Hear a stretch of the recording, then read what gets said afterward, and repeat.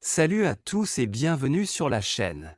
Aujourd'hui, on va parler d'un sujet qui touche tout le monde, l'argent. Mais pas n'importe quel argent. Celui qui change de nom selon les situations. Vous allez voir que l'argent est un vrai maître du déguisement.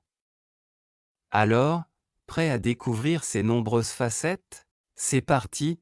À l'école, frais, commençons par un endroit familier, l'école. Vous inscrivez vos enfants, tout semble simple. Puis, pouf, voilà les fameux frais qui apparaissent comme par magie. Matériel scolaire, sorties pédagogiques, et même parfois des frais de dossier. Et là, vous vous demandez, mais j'ai signé pour ça, moi. Spoiler, oui, mais en tout petit en bas du formulaire. À la banque, prêt. Ensuite, direction la banque. Ah, le prêt. Ce mot qui sonne comme une aide providentielle, ne vous inquiétez pas, on est là pour vous. Mais attention, ce compagnon apparemment gentil se transforme rapidement en boulet qui vous poursuit pendant des années. Et avec les intérêts, c'est comme si vous invitiez un ami à dîner. Et qu'il ne partait jamais. En bourse, devise. En bourse, l'argent aime se faire appeler devise. Ça fait plus chic, n'est-ce pas? Mais ne vous y trompez pas, derrière ces fluctuations élégantes se cache le même argent qui vous fait stresser chaque fin de mois. Un jour, vous êtes en haut, et le lendemain, c'est la descente aux enfers. Avec votre morale en prime. Au tribunal, amende, puis vient l'amende. Vous conduisez tranquillement, puis flash. Non, ce n'est pas un paparazzi, juste une petite amende qui vient vous rappeler que l'argent peut aussi être une sanction. Et le pire, c'est qu'elle arrive toujours au moment où vous l'attendez le moins. Merci la surprise. Aux impôts, taxes. Ah, les taxes. Ces petits rappels que rien n'est jamais vraiment à vous. Vous gagnez un peu d'argent, et hop, les taxes sont là pour vous en prendre une part. Comme un colocataire indésirable qui ne participe qu'aux dépenses. À l'église, dîme, continuons avec un lieu plus spirituel, l'église. Ici, l'argent prend le doux nom de dîme. Un mot qui respire la générosité et la foi, mais aussi une petite dose d'obligation. On se dit que c'est un don pour une bonne cause, mais parfois, au fond, on se demande, c'était vraiment volontaire, ou c'est juste moi? Au restaurant, addition.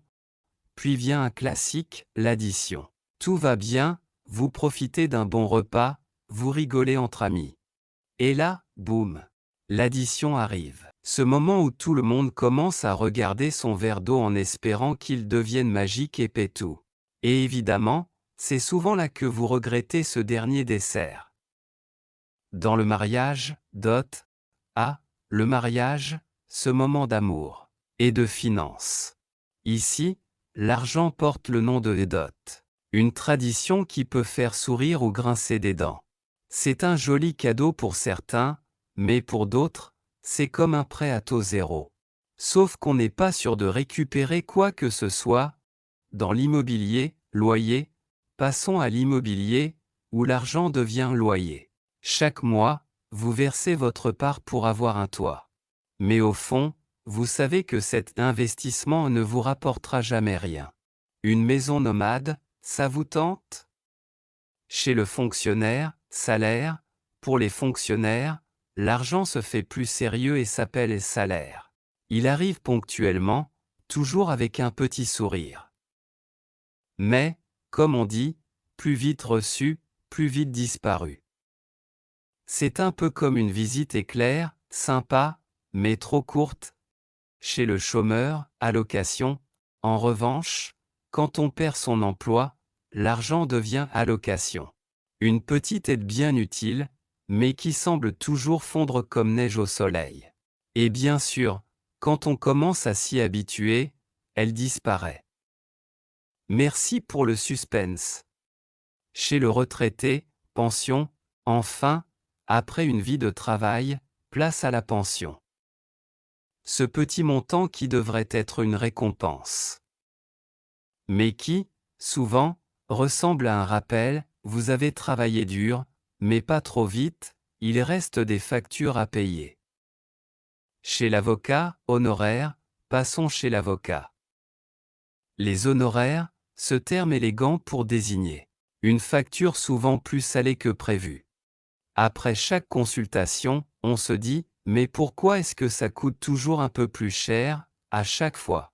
Et le pire, c'est qu'ils sont toujours aussi polis et professionnels, même quand on se dit que l'on pourrait vendre un rein pour payer.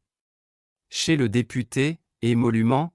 Chez le député, l'argent se transforme en émolument.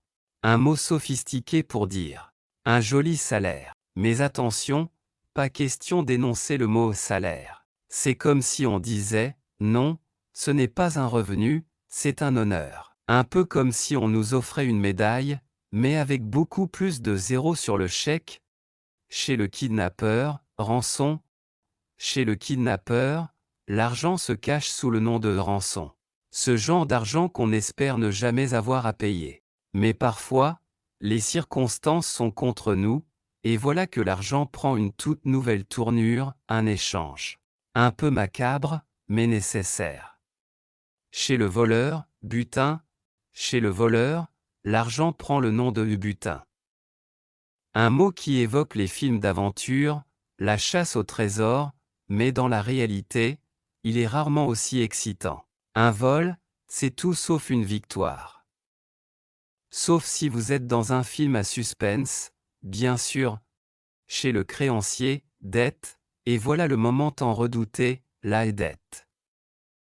Ce terme élégant pour dire l'argent qu'on doit absolument. Quand un créancier vous parle de votre dette, vous avez cette sensation de marcher sur un fil. La pression est maximale, et vous savez qu'il n'y a pas de plan B. Chez une victime, indemnisation. Chez la victime, l'argent prend un rôle plus réparateur, indemnisation. L'idée est de compenser un préjudice, mais soyons honnêtes, l'argent ne répare jamais vraiment les dégâts. C'est comme si on vous offrait une bouée de sauvetage. Mais quelle est percée? Chez les prostituées, la passe, dans le monde de la prostitution, l'échange se fait sous le nom de passe. Un terme qui peut sembler anodin, mais qui cache un commerce peu moral, souvent mal vu. L'argent, ici, devient un simple échange de services, mais pour les personnes concernées, il représente bien plus. Dans le testament, héritage, l'héritage. Cet argent que l'on reçoit généreusement. Sauf qu'il arrive parfois avec des questions sur la moralité de celui qui l'a laissé.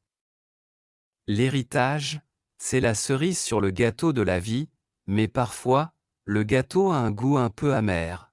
En politique, pot de vin, et enfin, en politique, l'argent se déguise en pot de vin. Un joli terme pour désigner ce cadeau empoisonné. Un peu comme une offre qu'on ne peut pas refuser, mais qui laisse toujours un arrière-goût amer. C'est de l'argent qui achète des décisions, mais qui ne peut jamais acheter la confiance. Un vrai casse-tête moral. Vous voyez, l'argent sait se transformer pour chaque situation. Il prend 1000 formes, 1000 visages, mais il reste toujours le même. Un besoin, un outil, un pouvoir. Mais aussi une grande source de mystère. Alors, comment vous appelez cet argent qui vous échappe? Dites-le en commentaire et n'oubliez pas de vous abonner pour plus de découvertes surprenantes. À bientôt.